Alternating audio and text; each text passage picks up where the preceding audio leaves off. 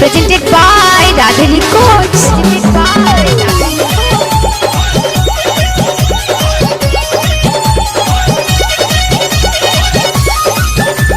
Music by Manoj Bhatti.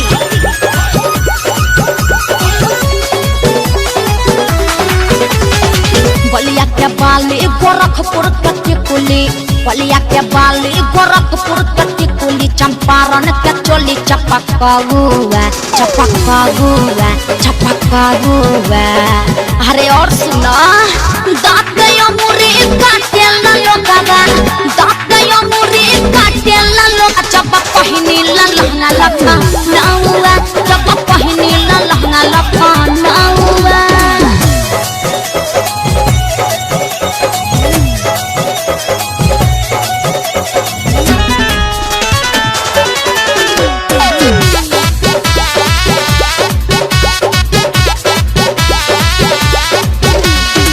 घर से बाहर निकले जब लइकन मच खला बोले, हमारा चलते केतना चने के लागे लभरिया धले।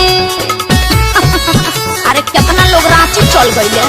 घर से बाहर निकले जब लइकन मच खला बोले, हमारा चलते केतना चने के लागे लभरिया धले।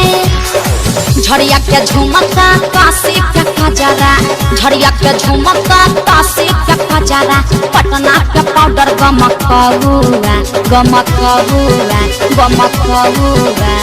अरे सुना ना दाँत मुरी काटे ला लोगावा, दाँत मुरी काटे ला लोगा, जब पहिनी ला लहंगा लखा नाउआ, जब पहिनी ला लहंगा लखा नाउआ।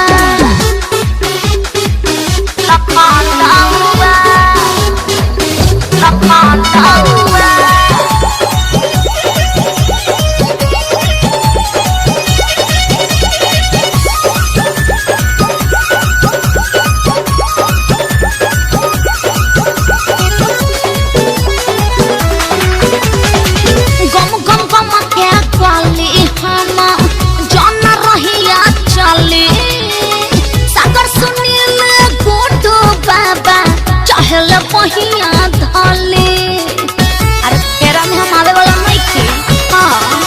गम के बोली हम जौन रहिया चले, सागर सुनील गोटू बाबा चहल पहिया धले।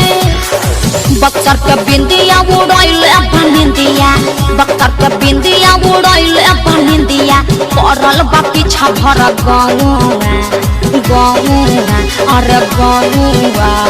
ओफो दाँत मुरी काटे ला लोगा, दाँत मुरी काटे ला लोगा, जब पहिनी ला लहंगा लखा नाउआ, जब पहिनी ला लहंगा लखा नाउआ। बलिया के बाली गोरखपुर के कुली, बलिया के बाली गोरखपुर के कुली, चंपारण के चोली चपका हुआ। अरे और सुना दाँत मुरी काटे ला लोगावा, दाँत मुरी काटे ला लोगा, जब पहिनी ला लहंगा लखा नाउआ, जब पहिनी ला लहंगा लखा।